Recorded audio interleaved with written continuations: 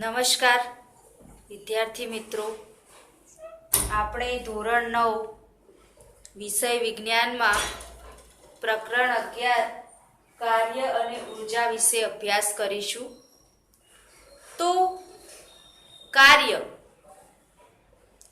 તો કોઈ વસ્તુના ઉપર આપણે બળ લગાડીએ અને એના દ્વારા તે ગતિ કરે, એવી કેટલી રોજિંદી ક્રિયાઓમાં હોય છે જેને આપણે અલગ અલગ કામને કાર્ય તરીકે ઓળખીએ છીએ. તો કાર્યની સંજ્ઞા W વડે દર્શાવવામાં આવે છે. અને બીજો ટોપિક છે ઉર્જા. તો ઉર્જા એટલે કે એનર્જી. તમે જે તે કાર્ય કરો છો એમાં તમને ઉર્જાની જરૂર પડે છે, તો એ ઉર્જા. તો આપણે ઉર્જાના પણ કેટલાક પ્રકાર જોયા છે. કયા કયા પ્રકાર છે ઉર્જાના? તો કે ઉર્જાના યાંત્રિક ઉર્જા, સ્થિતિ ઉર્જા, ગતિ ઉર્જા, ઉષ્મા ઉર્જા, રાસાયણિક ઉર્જા, વિદ્યુત ઉર્જા અને પ્રકાશ ઉર્જા. તો યાંત્રિક ઉર્જા એટલે કે યંત્રોમાં જે આપણને ઉર્જાનો ઉપયોગ કરીએ છીએ, કે જે ઉર્જા વપરાય છે તેને યાંત્રિક ઉર્જા કહે છે. બીજો ટોપિક છે સ્થિતિ ઉર્જા.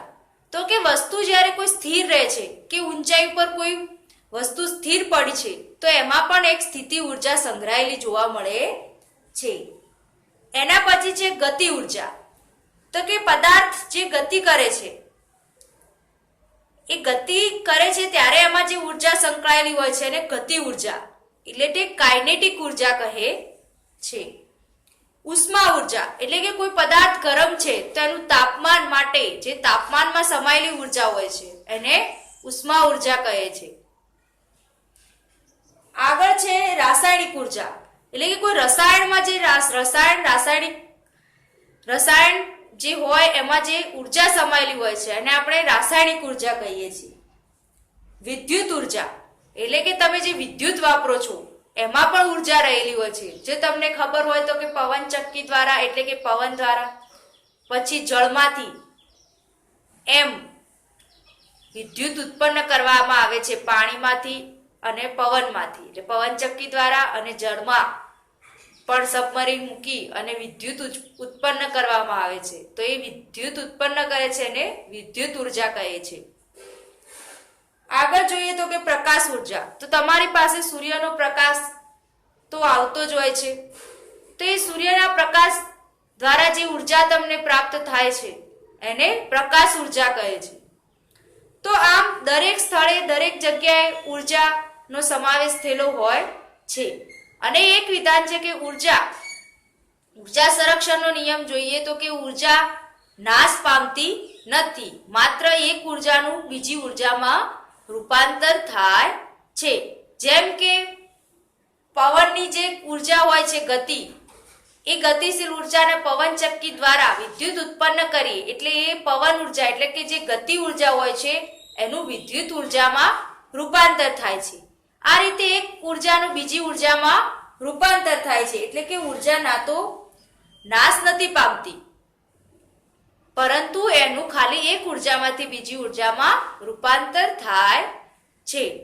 તો વિદ્યાર્થી મિત્રો, આપણે જે આગળ ઉર્જાના પ્રકાર જોયા, યાંત્રિક ઉર્જા, સ્થિતિ ઉર્જા, ગતિ ઉર્જા, ઉષ્મા ઉર્જા, રાસાયણિક ઉર્જા, વિદ્યુત ઉર્જા, પ્રકાશ ઉર્જા, તેમાંથી આપણે આજે ગતિ ઉર્જા એટલે કે કાઇનેટિક એનર્જી વિશેનો અભ્યાસ કરવાનો છે. તો સૌપ્રથમ ગતિ ઉર્જા વિશેની આપણે બેઝિક માહિતી મેળવીશું, ત્યારબાદ એની વ્યાખ્યા, એના એકમ વિશેની ચર્ચા કરીશું, અને ત્યારબાદ તે ગતિ ઉર્જાના મૂલ્ય કઈ રીતે શોધી શકાય છે એના વિશે અને ગતિ ઉર્જાના ઉદાહરણો વિશેની ચર્ચા કરીશું. તો સૌપ્રથમ આપણે ગતિ ઉર્જા. તો કોઈ પણ ગતિમાન પદાર્થ કાર્ય કરી શકે છે, અર્થાત ગતિશીલ પદાર્થ ઉર્જા ધરાવતા હોય છે. એટલે કે કોઈ પણ ગતિમાન પદાર્થ કાર્ય કરી શકે છે, એટલે કે જે બી પદાર્થ ગતિમાં હોય તે કાર્ય કરી શકે છે, અર્થાત ગતિશીલ પદાર્થો ઉર્જા ધરાવતા હોય છે. આ ઉર્જાને ગતિ ઉર્જા કહે છે. એટલે કે જે ગતિશીલ પદાર્થો જે ઉર્જા ધરાવતા હોય છે એને આપણે ગતિ ઉર્જા એટલે કે કાઇનેટિક એનર્જી કહીએ છીએ. આગળ જોઈએ તો પદાર્થ પોતાની ગતિને કારણે કાર્ય કરવાની જે ક્ષમતા ધરાવે છે એટલે કે ઉર્જા ધરાવે છે તે પદાર્થની ગતિ ઉર્જા કહે છે. એટલે કે પદાર્થ જ્યારે ગતિ કરતો હોય ત્યારે તે કંઈક ને કંઈક કાર્ય તો કરતો જ હોય છે. તો તે જે કાર્ય કરવાની ક્ષમતા ધરાવે છે એટલે કે જે ઉર્જા ધરાવે છે ક્ષમતા એટલે કે ઉર્જા કાર્ય કરવાની જે ધરાવે છે તેને તે પદાર્થની ગતિ ઉર્જા કહે છે. એટલે કે કાઇનેટિક એનર્જી કહે છે.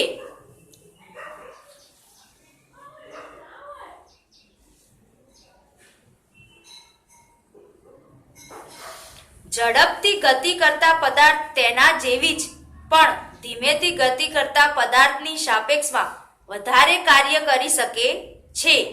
બીજા શબ્દોમાં પદાર્થની ગતિ ઉર્જાની તેની ઝડપ સાથે વધે છે. તો કે આપણે કહીએ કે ઝડપી ગતિ કરતો પદાર્થ હોય એ ધીમે ગતિ કરતા પદાર્થની સાપેક્ષમાં કેવું કાર્ય કરે છે તો વધારે કાર્ય કરે છે, કારણ કે તેની ઝડપ વધારે છે તો એનું કાર્ય પણ એ વધારે કરે છે.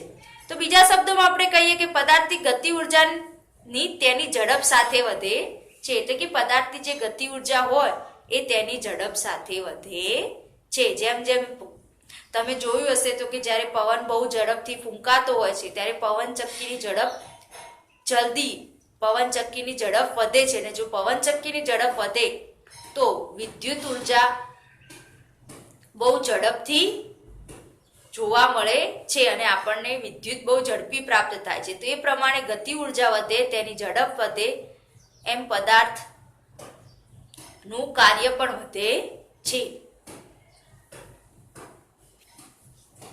પદાર્થની ગતિ ઉર્જા તેની ઝડપની સાથે વધે છે. આગળ જોઈએ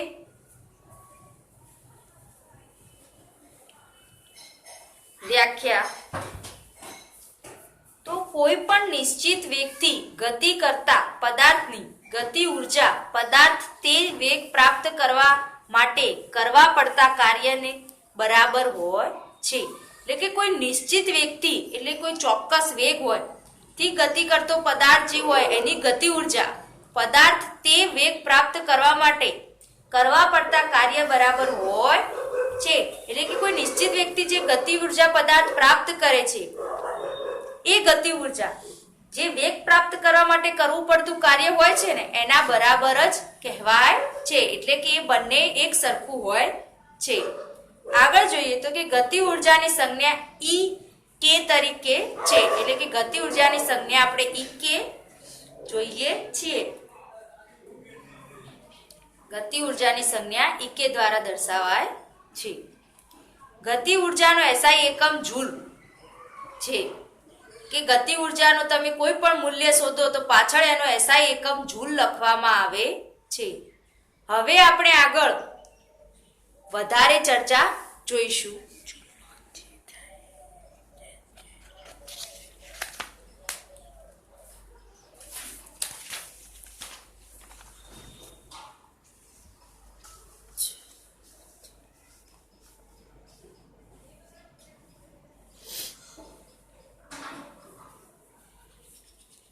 ગતિ ઉર્જાનું મૂલ્ય નીચેની બે સહેલી રીતે શોધી શકાય છે. એટલે કે ગતિ ઉર્જાનું મૂલ્ય કઈ રીતે શોધી શકાય છે એ રીત આપણે જોઈશું. તો એમાં પહેલી છે વેગથી ગતિ કરતા પદાર્થ પર ગતિ વિરુદ્ધ બળ લગાડતા તે થોડા સમય બાદ સ્થિર થાય છે. આ સમયગાળા દરમિયાન થયેલા કાર્યની ગણતરી કરતા ગતિ ઉર્જા મેળવી શકાય છે. તો કે વેગથી જે ગતિ કરતો પદાર્થ હોય તેના પર ગતિ વિરુદ્ધ બળ લગાડીએ અને તે થોડા સમય બાદ સ્થિર થઈ જાય તો જે આ સમયગાળા દરમિયાન કાર્ય થયું હોય તેની ગણતરી કરીએ તો આપણે ગતિ ઉર્જા મેળવી શકીએ છીએ. આગળ બીજો ટોપિક જોઈએ કે સ્થિર સ્થિતિમાં રહેલા પદાર્થને વિવેગવાળી ગતિની અવસ્થામાં લાવવા માટે કરવા પડતા કાર્યની ગણતરી કરીને ગતિ ઉર્જા મેળવી શકાય છે. તો કે બીજા ટોપિકમાં એમ છે કે કોઈ સ્થિર પદાર્થ હોય એને ગતિમાં લાવવા માટે તમે જેના ઉપર કાર્ય કરો કે અસંતુલિત બળ લગાડો, જે પણ તમે કાર્ય કરો એ કાર્યની ગણતરી કરો તો તમને ગતિ ઉર્જા મળી શકે છે. તો ગતિ ઉર્જા નું મૂલ્ય મેળવવા માટે પહેલો ટોપિક એમ છે કે તમે કોઈ વેગમાન પદાર્થ એટલે કે કોઈ ગતિશીલ પદાર્થ હોય એના ઉપર કાર્ય કરી અને તમે એને સ્થિર કરો અને જે કાર્ય કર્યું હોય એની ગણતરી કરીને ગતિ ઉર્જા મેળવી શકો છો. એટલે કે ગતિશીલ પદાર્થને સ્થિર કરવા માટે જે કાર્ય કરો એની ગણતરી દ્વારા ગતિ ઉર્જા મેળવી શકો છો. બીજો ટોપિક એમ છે કે કોઈ સ્થિર પદાર્થ હોય એને તમે ગતિમાં લાવીને એ પ્રમાણે તમે જે કાર્ય કરો એને ગતિમાં લાવવા માટે જે કાર્ય કરો એની ગણતરી દ્વારા પણ તમે ગતિ ઉર્જા મેળવી શકો છો. તો બે મુદ્દા એકબીજાના વિરોધી છે. એકમાં ગતિશીલ પદાર્થ સ્થિર કરો અને એ બીજામાં સ્થિર પદાર્થને ગતિમાં લાવો, પણ એ બંને દરમિયાન જે તમે કાર્ય કરો છો એ કાર્ય દ્વારા તમને ગતિ ઉર્જા મળે છે. હવે આપણે આગળ જોઈશું ગતિ ઉર્જાના ઉદાહરણો.